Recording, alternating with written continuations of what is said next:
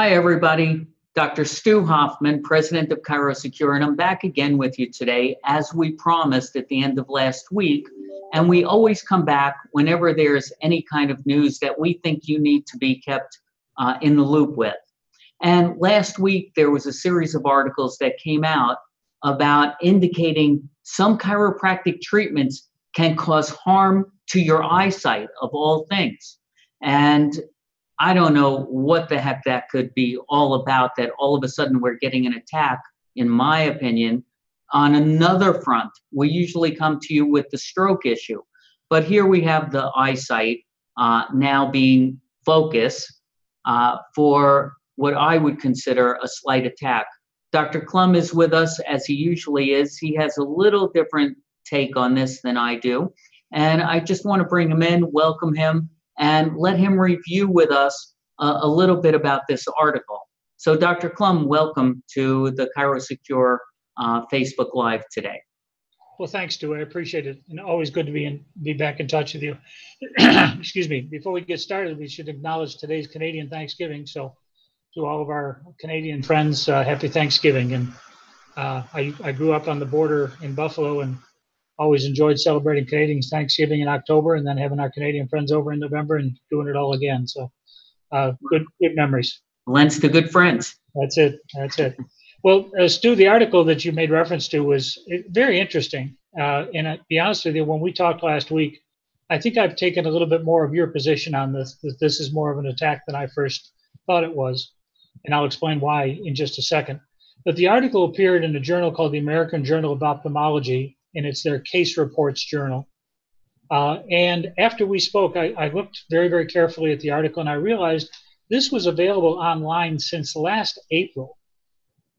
And I was making the assumption that this had recently been released, but for whatever reason, last week, around October 2nd, I think 1st or 2nd, it started to blow up on all sorts of different outlets and so on, with all sorts of different headlines, as you said. But the title of the article was, or the case study was, Preretinal hemorrhages following chiropractic neck manipulation. And then, as you say, different outlets, different websites, different bloggers have taken this to mean all sorts of things. But let's take a few seconds and just walk through the case study. And first of all, that's the most important thing to be aware of. This is a case study. And case studies are good for raising questions. They're good for bringing things to people's attention. They're absolutely useless in determining causation.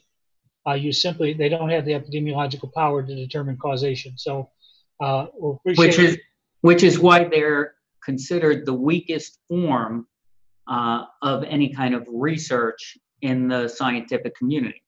In the hierarchy of research, it is on the low. It's very much on the bottom of the barrel. But that doesn't mean it's not consequential as the fact that we're here today talking about it. But the article talks about the experiences of a 59-year-old woman, I believe in Michigan, who received a cervical adjustment and then driving on the way home had 3 spots appear in her vision. And she sought consultation from an ophthalmologist who did his exam and so on. And what was fascinating about the exam was that her visual acuity was perfect. There was no change in visual acuity at all. Her blood pressure was fine. Her ocular pressure was fine. There was nothing really other than the spots that showed up in this woman's vision. And through the examination that the ophthalmologist conducted, they determined that there were some small hemorrhages, defined as preretinal hemorrhages. Now, another important thing to keep in mind is preretinal hemorrhages is kind of what caught the attention of the bloggers and the headline people. And that sounds like a terrible thing. Who wants a preretinal hemorrhage in your eye? Well, it's not that big a deal, and it happens quite often. And it's invariably a self-limiting, self-resolving problem, as it was in this case. So when you read through the study, the fellow did his exam, evaluated the woman, and determined that, in his opinion, that because of the time factor between when she received the adjustment and when these spots began to appear, that it had to be the adjustment that induced that problem. they did acknowledge in the article that this could have been a Valsalva maneuver reaction. And that's one of the important things, that the majority of these types of preretinal hemorrhages that do occur in patients occur because of Valsalva type maneuvers, where think about straining at a stool or something like that, or anytime you've got where you do the way we do a Valsalva maneuver as part of a physical exam, those kind of pressure changes can produce these types of hemorrhages. And as I said, no loss of acuity, no interference with vision whatsoever. She had 3 annoying spots. They resolved within 2 weeks, and she was done with it. And in the article, they admit readily that this is the first and only such reference in the literature relative to chiropractic care and the development of this problem. But because of the time nature and the temporal nature between the adjustment and the development of the problems, they've connected those 2 spots and said A caused B. As I said a moment ago, they did acknowledge that this could have occurred as a result of a Valsalva retinopathy. It could have evolved because of a progressive detachment that would have been not the typical retinal detachment that we're talking about, but a vitreous detachment. But for their money, they said it was the adjustment that did it. They didn't draw any conclusions other than to say, this is what happened, and the patient resolved, and there was a complete resolution within 15 days, and the patient was fine and did not have any residual problems whatsoever. But one of the little kickers in this, where other groups started to pick this up, is that there was a reference made to the fact that the potential for a change in the carotid to produce a change in the central retinal artery that could have produced the hemorrhages and so on. And then the carotid discussion went into the stroke discussion by some of the bloggers. The case study itself referenced in passing literature about complications of chiropractic, and they included stroke in that, but it wasn't anywhere near a feature of this article at all. One of the curious things, though, is that the woman was also taking Topamax, Stelara, and Flexeril. And if you bother to look up those drugs and you look them up relative to visual disturbances, Topamax, I don't believe, is associated with visual disturbances, but Stelara it's associated with a particular type of blindness. Now, it's not the same mechanism as a preretinal hemorrhage, but when you look about exposures to vision that this woman was undergoing, the reality is she had far more risk from the drug than she had anything to worry about relative to chiropractic care. And there's also some potential complications with Flexeril as having some visual considerations as well. So, the really curious thing is, just when we started out, this was published in April. All of a sudden, it hits the deck in October, and these other folks pick it up around the country and different bloggers and that sort of thing. And I don't want to dismiss it and say it's meaningless, but I can't really see it as being terribly consequential. They're saying that it was induced by the adjustment. I'm saying that if this hasn't happened in 123 years of chiropractic, with potentially billions of adjustments having been rendered during that time period, and now one of them has showed up, I'd look for another cause rather than thinking all of a sudden it must be the adjustment that did that. So I would lean toward the Valsalva retinopathy or something of that nature. But it's really not more complicated than that. Okay, well, I do see it still a little bit different. First of all, one of our doctors had alerted me to this, and we have such great people that are part of the ChiroSecure family, and I always appreciate when people get me alerted to something that's going on out there. When we look at the article itself, first and foremost, you don't have to go past the 3rd or 4th paragraph where it starts talking about some techniques may cause bleeding. It starts getting into the American Heart Association issued a warning statement in 2014 about the cervical artery dissection and all of that. they're utilizing that to now link that force of the adjustment can hurt someone's vision. And for something like that to come out, number one. Number two, it instantly, as you said, from April or whatever it originally was, on October 2nd, it was in like 5 different places. And people are picking up on it. That's a concern to me. And, you know, I had said to you previously that if they really think that the chiropractic adjustment can cause harm to someone's eyesight, can we deduct that we can actually help people's eyesight too? And I know that their answer is absolutely not, because it's the force of the adjustment causing the bleeding. But that's not what they even found in this. And I think you hit it right on the head. In 123 years, first of all, I've never heard of it. You've never heard of it. And we've never had a claim. So, you know, what is that all about? And you would think that rather than having that kind of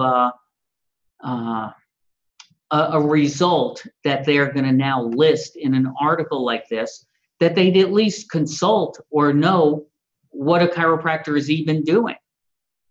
And yes, that's taken totally out of the mix. It's like saying, well, if you have your tooth pulled, there can be a lot of pressure and you can have some bleeding causing vision disturbances, blah, blah, blah. Well, although that may be true, one would think that they would actually find out, you know, what happens when you pull a tooth or fill a cavity or, you know, whatever it is. This is a totally different profession that most of the other types of healthcare providers, the ophthalmologist or whoever, aren't always very familiar with what takes place. And that's where my concern comes in, because I'm still concerned that the more attacks on this profession, the more people are going to be afraid to go to see the chiropractor and have their neck adjusted.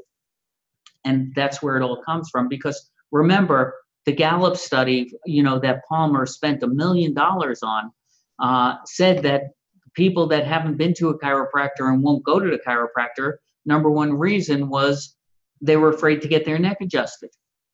Well, this is what keeps adding to that fear. And that's where I'm coming from with my concern over it being an attack rather than, oh, this is interesting. Yeah.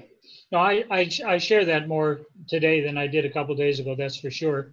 You know, it's clear from the way they've written up the experience that this woman had with the chiropractor that they have a very unsophisticated understanding of chiropractic care. And I don't want to be insulting to them, but they have virtually none, is from what I would read into the discussion. So, you know, that's an important point. You know, as it worked out over the weekend, I had an exchange with Dr. Stephanie Sullivan, the director of research at Life University, and Stephanie's just recently completed a PhD in neuroscience at the University of Georgia, and a significant portion of her thesis had to do with visual disturbances improving under chiropractic care. And she was able to provide me with a list of 7 or 8 different studies that had been published demonstrating very positive changes in vision-related problems and ophthalmological problems associated with chiropractic care. So there clearly, just as you said, there's another side of the story. Right. The other part of that discussion that for me personally, I would be remiss not to point out, is that my experience as a 12-year-old kid was a vision-related experience. And that, you know, the reason I first got adjusted was because of a loss of eyesight, and I had a very profound return of my vision and visual capacity under chiropractic care. And I think anybody who's been in practice more than a month has had somebody come back in and ask to say, gee, you know, I can see better than I did before. And, you know, I don't know what's going on here, but I've had changes in my eyesight or something of that nature. So we routinely hear that. And that makes it all the more frustrating for us to see this kind of conversation. But as you point out, the real damage of this thing is that it's another wedge that begins to imply something more significant than is really there, and just add to that burden of weight that we deal with as practitioners and as educators in the profession. So I'm on board a little bit more today than I was last week with the concern level. Well, I'm glad that Cameron Kassan was able to get you in as a patient, and what a difference that has made in the profession. And quite frankly, his legacy wasn't really his practice up in Buffalo, as good as it was. It was bringing you in to the chiropractic profession, and what a testament to education in someone's chiropractic office. So I will say that, and I just want to, number one, thank you for coming on and making sense of this. I think that the real point for the doctors out there is, if any of the patients bring something like this up, like we always say, be professional and be educational, not defensive. And the education part of it is, we've helped tons of people with vision problems. This particular article is weak because of the medications the patient was on, and because, quite frankly, no one really knows what caused it. And we've never ever once heard of it in 123 years in the chiropractic world. So I want to leave it there. I will suggest to everybody, hey, if you're not with us, I don't often do a call for this, but come on, fill out a quick quote on our website page and give us an opportunity. Certainly download the ChiroSecure app onto your smartphone so that you'll be able to see these shows wherever you are and get the updated information. And for those of you that are already with us, and I know tons of you are, we just want to let you know that we appreciate you and we appreciate your business and never take it for granted. And we want you to also know that we'll always earn your respect in your business, and we'll keep doing our part in bringing you the latest information out in the field. So I want to thank everyone for being with us, and we'll look forward to being back with you again soon. Thank you.